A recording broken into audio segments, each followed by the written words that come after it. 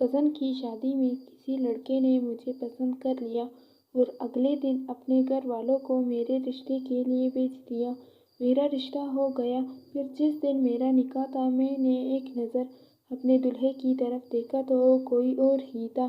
وہ زبردستی رخصتی کروا کر مجھے لے گئے اور جب میں کار میں ان کے گھر اتری تو وہی لڑکا جس سے میری منگنی ہوئی تھی وہ پھول سے میرا استقبال کر رہا تھا۔ پھر وہ میرے پاس آیا اور اس نے میرے کان میں ایسی بات کہی کہ میں بے ہوش ہو گئی۔ انسان کا دل بھی عجیب متوالا ہوتا ہے، کبھی کبھی تو یہ اپنے قیمتی رشتوں کو بھی ٹھکرا کر منمانی کر جاتا ہے۔ کچھ اس طرح مچلتا ہے کہ زندگیاں داؤں پر لگ جاتی ہیں اور گھر سے بے انتہا محبت کرنے والوں کو عمر بھر کے لیے دکھ جینا پڑ جاتا ہے۔ ایسے ہی ساحرہ کا دل مچلا، اپنا گھر بھی برباد کیا اور ہم کو بھی۔ عابدہ میری بھابھی کا نام تھا۔ اس کو بھائی عامر نے پہلی بار ایک کزن کی شادی میں دیکھا تھا۔ یہ لوگ دولہا کے والد کے جاننے والے تھے، تب بھی شادی میں مدعو کر لیا تھا۔ حسن صاحب کے ساتھ تایا ابو کی پرانی جان پہچان تھی، یوں کہنا چاہیے دوستی کا رشتہ تھا۔ عابدہ حسن صاحب کی بیٹی تھی جو شادی میں بہت بن ٹھن کر آئی تھی اور دولہا کی بہنوں کے ساتھ اڑی اڑی پھرتی تھی۔ جانے کون سی کڑی تھی کہ میرے بڑے بھائی عامر کی اس رنگین تتلی پر نظر پڑ گئی اور وہ اس کے ظاہری حسن پر مر مٹے۔ گھر آ کر والدہ کو مجبور کیا کہ مجھے عابدہ سے شادی کرنی ہے، لہٰذا حسن صاحب کے گھر عابدہ کا رشتہ مانگا جائے۔ میرے والدین کی اس فیملی سے بالکل بھی جان پہچان نہ تھی۔ امی نے عابدہ کو شاید غور سے دیکھا بھی نہ تھا۔ ان کو تو اس لڑکی کی صورت یاد نہ رہی تھی کیونکہ شادی کے گھر میں بیسیوں لڑکیاں ایک سے ایک بد سن کر آئی تھیں۔ تاہم مجھے وہ یاد رہ گئی کیونکہ سلمیٰ نے مجھ سے اس کا تعارف کرا دیا تھا۔ وہ مہندی والے دن سبز لہنگا پہن کر آئی تھی، سرخ کرتی اور سبز دوپٹہ۔ اس کے فاخرانہ لباس اور بے نیاز انداز سے لگتا تھا کہ وہ کسی امیر گھرانے کی نوری نظر ہے۔ بھائی جان کے دل پر اس کی تصویر کچھ اس طرح نقش ہو گئی تھی کہ انہوں نے امی سے کہہ دیا، جس طرح بھی بن پڑے آپ حسن صاحب کے گھر جانے کی سبیل نکالیں، میں کسی اور لڑکی سے شادی نہیں کروں گا۔ ابو چاہتے تھے کہ تایا کی لڑکی فاخرہ سے عامر بھائی کا رشتہ ہو جائے، وہیں تایا تائی بھی چاہتے تھے۔ تب ہی والدہ سے بن نہیں پڑا کہ والد صاحب سے مدعا بیان کر کے حسن صاحب کے گھر رشتے کی بات کرنے جائیں۔ بہت سوچ بچار کے بعد بالآخر ایک رشتے کی پھوپھو کی اس گھرانے سے جان پہچان نکل آئی۔ انہوں نے حامی بھر لی۔ خالدہ پھوپھو ایک روز ہمارے گھر آئیں اور منجلے بھائی وجاہت سے کہا کہ تم میرے ساتھ چلو، حسن صاحب کا گھر تو تمہیں ہی پتہ ہے۔ جانتی ہوں کہ ان کی بیوی سے اچھی جان پہچان ہے، لیکن مسئلہ یہ ہے کہ مجھ کو ان کے گھر تک لے جانے والا کوئی نہیں۔ والدہ نے مجھ کو وجاہت بھائی کے ساتھ کر دیا کہ پہل تم دونوں جاؤ اور لڑکی والوں کا گھر رہن سہن دیکھ کر آؤ، میں بعد کو آ جاؤں گی۔ عالیشان صاف ستھرا گھر تھا۔ عابدہ کی والدہ بڑی اخلاق والی تھیں، خود عابدہ بھی مہمان نواز اور خوش مزاج تھی۔ یہ لوگ ایسے سنجاؤ سے ملے کہ بس دل مو لیا۔ عابدہ میں بناوٹ نام کو نہ تھی، لگی لپٹی بغیر صاف بات کرتی۔ اس نے مجھ سے سرگوشی میں پوچھا، تم لوگوں کے آنے کا سبب جھٹکا میرے دل میں ہو گیا ہے، کیا میرا رشتہ دیکھنے تو نہیں آئے ہو؟ اس نے ایسی سیدھی اور کڑی بات منہ پر دے ماری کہ میں اس کا منہ دیکھتی رہ گئی۔ کس سوچ میں پڑ گئی ہو؟ صاف بات کیوں نہیں کہہ دیتی؟ جو من میں ہے وہ کہہ دو نا۔ اب مجھے من کی بات کھولنی پڑ گئی۔ میں نے کہا، ہاں بھائی، ہم تمہارا رشتہ لینا چاہتے ہیں، تبھی آئے ہیں۔ مجھ کو تو شادی کے گھر میں دیکھ لیا تھا، یوں کہو کہ ہمارا گھر اور رہن سہن دیکھنے آئی ہو۔ وہ تو ہمارے بڑے دیکھنے آئیں گے۔ کیا تمہارے بڑوں کی خواہش ہے رشتہ لینے کی؟ میرے بھائی کی خواہش ہے، میں نے صاف صاف کہہ دیا۔ وہ سمجھی کہ وجاہت جو ساتھ آیا ہے اس کی خواہش پر ہم آئے ہیں، حالانکہ وہ تو محض ہمیں اپنی گاڑی میں لایا تھا، ورنہ گاڑی کون ڈرائیو کرتا؟ ہمارا ڈرائیور تو تھا نہیں۔ عابدہ نے طبی وجاہت کو غور سے دیکھا جو اس کے بھائی اور والدہ کے ساتھ محو گفتگو تھا۔ خالدہ پھوپھو بھی ان کے ساتھ بیٹھی ہوئی تھی۔ میں اور عابدہ البتہ بڑوں کے درمیان نہ بیٹھی۔ باہر برآمدے میں محو گفتگو ہو گئی۔ میں نے دیکھا کہ رشتے کا معاملہ معلوم ہوتے ہی عابدہ کا چہرہ کھل گیا۔ وہ بہت خوش نظر آنے لگیں۔ لوازمات سے پرتکلف چائے کے ساتھ بہت سی مزیدار کھانے کی لوازمات، شامی کباب، رول، روسٹ، فش اور پکوڑے بنانے کا بھی کہہ دیا۔ شام کا وقت تھا مگر اس نے اتنی مہمان نوازی کر دی کہ کھانے کی دعوت جیسا اہتمام ہو گیا۔ اس کی ان عنایتوں پر یقین ہو گیا۔ اس نے ہم سے ناطہ جوڑنے پر دل سے آمادگی کا اظہار کر دیا ہے۔ تاہم لڑکی کے انتظامات سے کیا ہوتا ہے جب تک بڑے راضی نہ ہوں، اور ہم تو بالکل اجنبی اور غیر تھے ان کے لیے، جیسے وہ ہمارے لیے غیر تھے۔ سنا کرتے تھے کہ بغیر جدوجہد کے کوئی سکھ کا پل نہیں پاتا۔ ہم نے بھی خوب جدوجہد کی، وجاہت، اور میں نے دونوں طرف کے والدین کو راضی کر لیا کہ عابدہ ہی ہماری بھابھی بن کر گھر آئے گی۔ بھائی عامر تو اس قدر خوش تھے کہ ہم اسے کہتے تھے ڈھونڈنے سے تو خدا بھی مل جاتا ہے۔ دیکھو میری لگن سچی تھی، عابدہ مل گئی نا۔ بالآخر بہرحال خالدہ پھپھو نے کافی تگ و دو کی اور اس مبارک کام بیڑا اٹھا لیا۔ اور یوں میرے بھائی عامر کے ساتھ عابدہ کا رشتہ طے ہو گیا۔ عامر بھائی تو بات طے ہو جانے پر ایسے خوش تھے جیسے دونوں جہاں کی نعمتیں ان کو مل گئی ہوں۔ وہ خود سے زیادہ کسی اور کو خوش نصیب نہ سمجھتے تھے۔ اب ہم سب بہن بھائی بہانے بہانے سے عابدہ کے گھر جانے لگے۔ وجاہت ساتھ ہوتے کیونکہ گاڑی وہی چلاتے تھے۔ کچھ دنوں تک عابدہ یہی سمجھتی رہی کہ اس کی بات چیت وجاہت کے ساتھ پکی ہوئی ہے، کیونکہ وہی ان کے گھر پہلی بار آیا تھا۔ جب تک نکاح نہ ہو، سوائے بھائی جان کے ہم سب بڑی آزادی سے حسن انکل کے گھر آتے جاتے تھے اور عابدہ سے مل سکتے تھے۔ اور عابدہ سے پھر شادی کی تاریخ طے ہو گئی اور رخصتی کے لیے لڑکی کے والدین نے 3 ماہ کی مہلت مانگی۔ اس دوران ان کی طرف سے جہیز اور ہماری طرف سے بری بنائی جا رہی تھی۔ بھابھی کے جوڑے جو ہم نے بری کے لیے بنوا کر دینے تھے وہ ہم نے ان کی پسند سے خریدے تھے۔ سو وجاہت کے ہمراہ اب ہم تقریباً روز عابدہ کے گھر جاتے اور پھر اس کو لے کر بازار یا کبھی درزی کے پاس چلے جاتے۔ بھائی وجاہت گاڑی میں بیٹھے رہتے اور ہم خریداری کر کے آ جاتے۔ میں آپ سے خوب گپ شپ لگاتی ہوں جیسے وہ میری بھابھی بن گئی ہو۔ وہ جہاں سے وہ بے تکلفی سے مگر ہاتھ میں رہ کر بات کرتی تھی، وہ بھی ایک ہاتھ میں رہ کر باتیں کر لیا کرتا تھا، کیونکہ وہ جہاں کا رشتہ عابدہ کے ساتھ دیور کا بننے جا رہا تھا۔ اس کی کچھ ہنسی مذاق کی بھی عادت تھی۔ وہ عابدہ کے گھر والوں سے خود گپیں لگاتا اور ان کو ہنساتا تھا، اس لیے اس کے سبھی گھر والوں میں بہت دل عزیز ہو چکا تھا اور اس کی آمد سے خوش ہوتے۔ کسی روز نہ جاتا تو کہتے کہ آج میاں وجاہت کیوں نہیں آئے، شکوہ کرتے کہ وہ نہیں آئے تو مزہ نہیں آ رہا ہے، آتے ہی رونق لگا دیتا۔ خاص طور پر عابدہ کے دونوں بھائی وجاہت پر دل چڑھنے لگے تھے۔ میری چھوٹی بہنیں جب عابدہ سے مل کر آتی تو عامر بھائی سے کہتی کہ بھابھی کہتی ہیں نہ جانے میں 3 ماہ کا عرصہ کب گزرے گا، کاش وقت جلدی گزر جائے اور میں تم لوگوں کے گھر ہمیشہ کے لیے چلی جاؤں، کیونکہ مجھ کو تم سب بہن بھائیوں سے محبت ہو گئی ہے، یہاں تو تنہائی سے بہت بوریت ہوتی ہے۔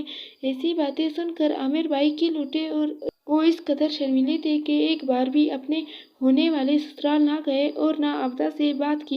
عابدہ یہی سمجھتی رہی کہ اس کا رشتہ وجاہت سے طے ہوا ہے۔ جس روز منگنی کی رسم ہوئی تھی، عامر بھائی جان اپنی ہونے والی دلہن کے گھر گئے۔ بڑی عزت احترام سے عابدہ کے گھر والوں نے ان کا احترام کیا۔ عابدہ کے بھائی بھی ان کو گھیرے میں لے کر ہال میں چلے گئے جہاں ان کے کچھ رشتہ دار مولوی صاحب موجود تھے۔ منگنی کی بجائے اب نکاح کا پروگرام بن چکا تھا، سو حسن صاحب اور ان کے بیٹے عامر بھائی کو واقعی بہت اہمیت دے رہے تھے۔ عابدہ مگر حیران تھے کہ وجاہت تو کبھی اندر کبھی باہر آ جا رہا ہے، یہ لوگ کس کو دولہا کہہ رہے ہیں اور اتنی اہمیت دے رہے ہیں۔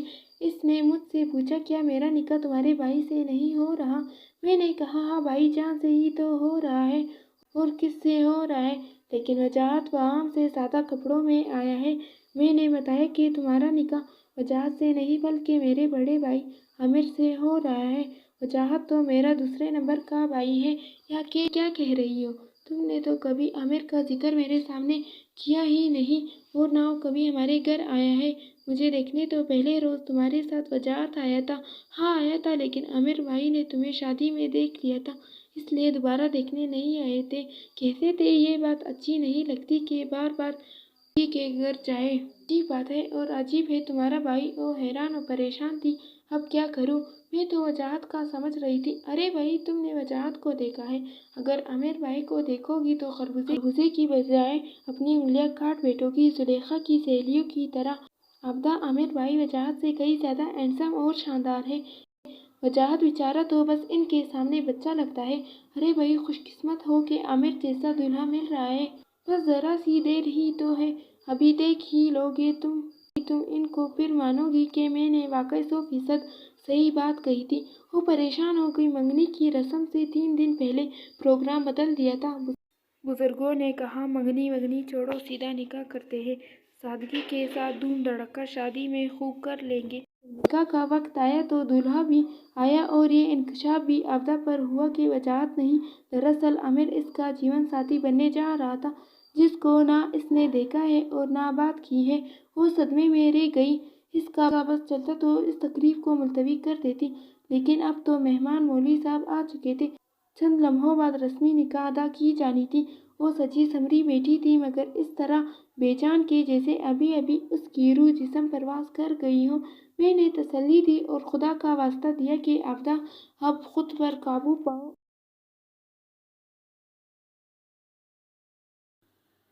अब वक्त नहीं रहा है पीछे मुड़कर देखने का।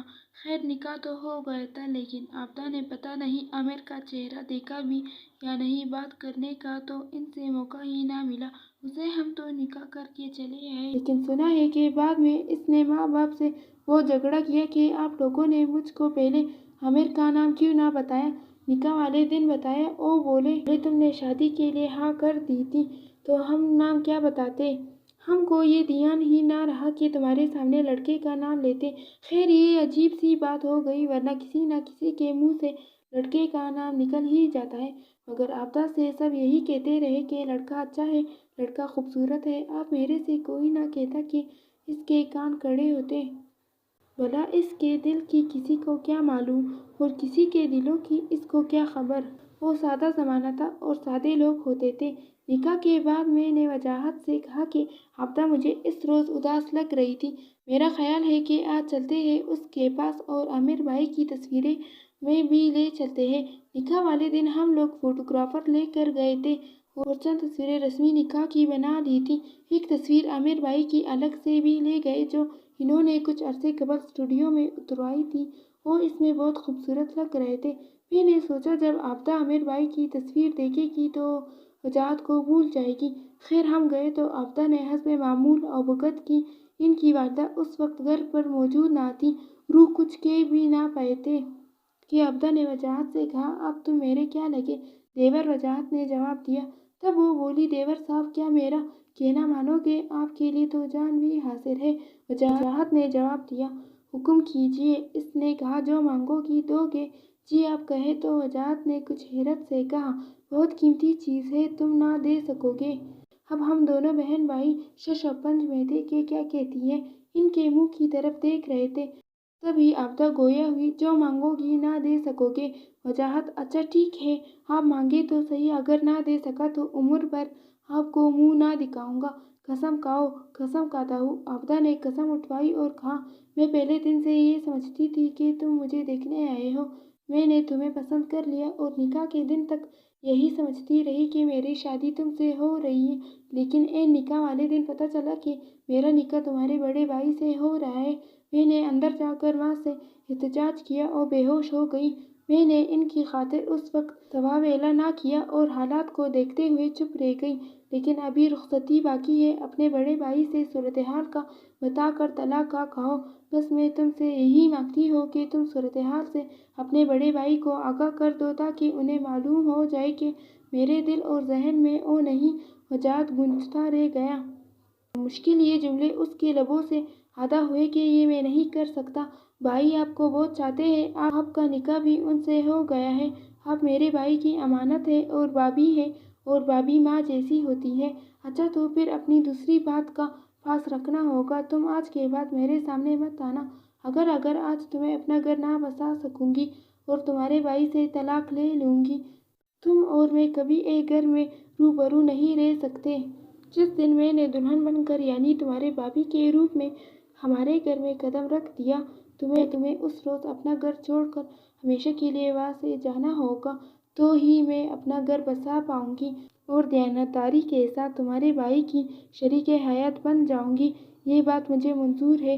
وجاہت نے جذباتی ہو کر اپنی قسم کو دہرایا کہ جس روز آفتاب بھابھی بن کر ہمارے گھر میں قدم رکھے گی، وہ ہمیشہ کے لیے گھر چھوڑ جائے گا اور پھر کبھی اس کے سامنے نہیں آئے گا۔ یہ بڑی کڑی شرط تھی، جلاوطنی کی سزا تھی۔ آفتاب نے بنا کسی قصور کے میرے بھائی کو قصوروار ٹھہرا دیا تھا۔